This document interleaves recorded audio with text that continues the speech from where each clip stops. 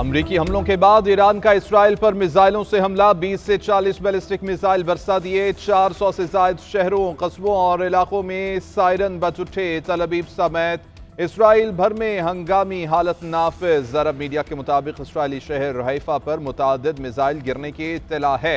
10 मकामात पर हमलों से नुकसानात हुए हैं। तल अवीव और हैफा समेत मुतादिद इसराइली इलाकों में इमारतों को बराह रास्त निशाना बनाया गया। शुमाली साहली इलाके और करमल भी भारी नुकसानात की इत्तला है।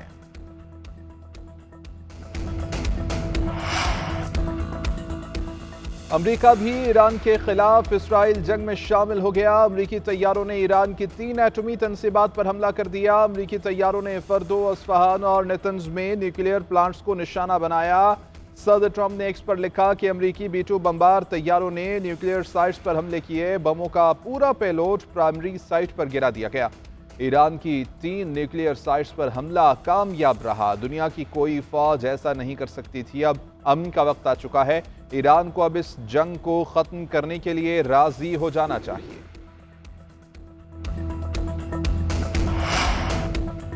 अब या तो अमन होगा या फिर ईरान के लिए सानहा होगा। अमरीकी सदर डोनाल्ड ट्रंप का कौम से खिताब। कहा कि अमरीका का मकसद ईरान की जौहरी अफजूदगी की सलाहियत को खत्म करना था। ईरान की तनसीबात खत्म कर दी गई हैं। ईरान का दुनिया के लिए जौहरी खतरा खत्म हो गया है। इसराइल महफूज हो चुका है। ईरान 40 साल से अमरीका मुर्दाबाद के नारे लगा रहा था। आज रात के अहदाफ सबसे मुश्किल थे। बहुत से अहदाफ रह गए। अमन ना हुआ तो दरस्तगी के साथ दीगर अहदाफ के पीछे भी जाएंगे। अमन कायम न करने की सूरत में मुस्तकबिल के हमले बहुत ज्यादा शदीद होंगे। पुरम जौहरी तनसीबात पर अमरीकी हमला UN चार्टर की संगीन खिलाफ वर्जी है। अमरीकी हमला बैन अल-अक़वामी क़वानीन और NPT की भी खिलाफ वर्जी है। ईरानी वज़ीर ख़ारजा अब्बास अराग़ची का कहना है कि अक़वाम मुत्तहिदा के चार्टर के तहत ईरान को अपनी खुद मुख्तारी, मफादात और अवाम के दिफा का हक़ हासिल है। अमरीकी हमला इश्तियाल अंगेज है। इसके तवील मुद्दती असरात होंगे। अक़वाम मुत्तहिदा के हर रुकन को ख़तरनाक और मुजरिमाना तर्ज़ अमल पर तशवीश होनी चाहिए। हम तमाम ऑप्शंस महफूज रखते हैं। ईरानी जौहरी तनसीबात को निशाना बनाने पर इसराइली वज़ीर आज़म नेतन्याहू की ट्रंप को मुबारकबाद। कहा, ईरान की जौहरी तनसीबात को निशाना बनाने का सदर ट्रंप का जुर्रतमंदाना फैसला तारीख बदल देगा।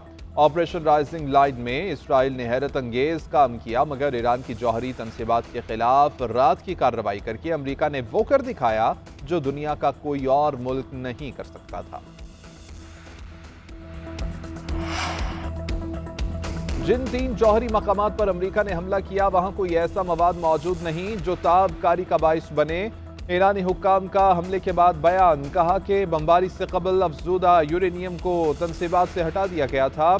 फर्दो न्यूक्लियर साइट की सिर्फ दाखिली और खारजी सुरंगों को नुकसान पहुंचा है। दुश्मन ने सिर्फ एक हिस्से को निशाना बनाया है। अस्फहान और नेतन्ज जौहरी प्लांट्स के करीब हमले भी हुए। ईरानी सरकारी टेलीविजन के मुताबिक तीनों मकामात को काफी अरसे से खाली करा दिया गया था। अमरीकी सदर के ईरान के खिलाफ जंग में शामिल होने पर अमरीका से ही आवाजें उठने लगीं। अमरीकी सेनेटर बर्नी सैंडर्स ने ईरान पर हमले को गैर आईनी करार दे दिया। बोले कि सदर ट्रंप ने हमले से कबल कोई इजाजत नहीं ली। ट्रंप को कांग्रेस की इजाजत के बगैर हमले का इख्तियार अमरीकी सदर को हासिल नहीं। उन्होंने अमरीकी आइन को पामाल किया है। सेनेटर अलेक्जेंडर कोर्टस ने कहा कि सदर ट्रंप के खिलाफ मुआखजे का केस बनता है। रिपब्लिकन सेनेटर सेन कास्टिन का कहना है कि अमरीकी सदर को किसी ऐसे मुल्क पर हमले का इख्तियार नहीं जो फौरी खतरा ना हो। कांग्रेस स्पीकर में जुर्रत है तो कांग्रेस के जंग से मुतालिक इख्तियारात का तहफ़्फ़ुज़ करेंगे।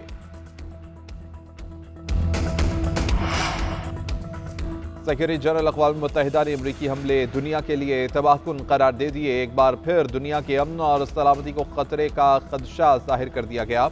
एंटोनियो गुतेरेस का कहना है कि ईरान पर अमरीकी हमला खतरनाक पेशरफ्त है। ईरान के खिलाफ ताकत के इस्तेमाल से सख्त परेशान हूँ। खित्ता खतरनाक मोड़ पर है। बैन अल-अक़वामी अमन और सलामती को खतरा लाहक है। तनाज़ा हाथ से निकल गया तो आम शहरियों, खित्ते और दुनिया के लिए तबाहकुन नताइज होंगे। इस खतरनाक घड़ी में अफरा तफरी की लहर से बचना जरूरी है। अमरीकी हमले के बाद ईरान सीख पा। अपनाए हुर्मुज़ बंद करने का ऐलान। पासदाराने इनक़िलाब ने जवाबी कार्रवाई का ऐलान कर दिया। कहा कि अब हमारे लिए जंग शुरू हो चुकी है। अमरीका जवाबी कार्रवाई का इंतजार करे। अमेरिका को इस हमले की सजा भुगतना होगी। ईरानी मीडिया के मुताबिक यूरोपीय यूनियन का कोई भी बेड़ा अब यूरोप वापस नहीं जा सकेगा। सुप्रीम लीडर खामनाई ने कहा कि अमेरिका जंग में शामिल हो चुका है, अब नताइज का खुद जिम्मेदार होगा।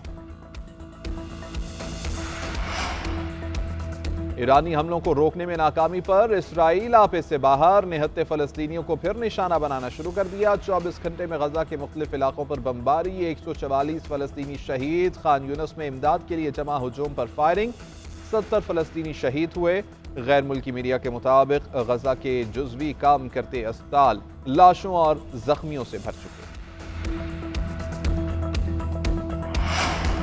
इस्लामाबाद, रावलपिंडी, कराची, मरी, आज़ाद कश्मीर और पंजाब के मुतादिद शहरों में बारिश। लाहौर और मज़ाफ़ात के मुख्तलिफ इलाकों में रिमझिम। कराची में गुलशन मामार, सोहराब गोट और अतराफ में बूंदाबांदी। इस्लामाबाद के मुख्तलिफ सेक्टर्स में कहीं हल्की कहीं तेज़ बारिश। मुजफ्फराबाद, कालाबाग, मालम जब्बा और कालाब में भी बादल बरसे।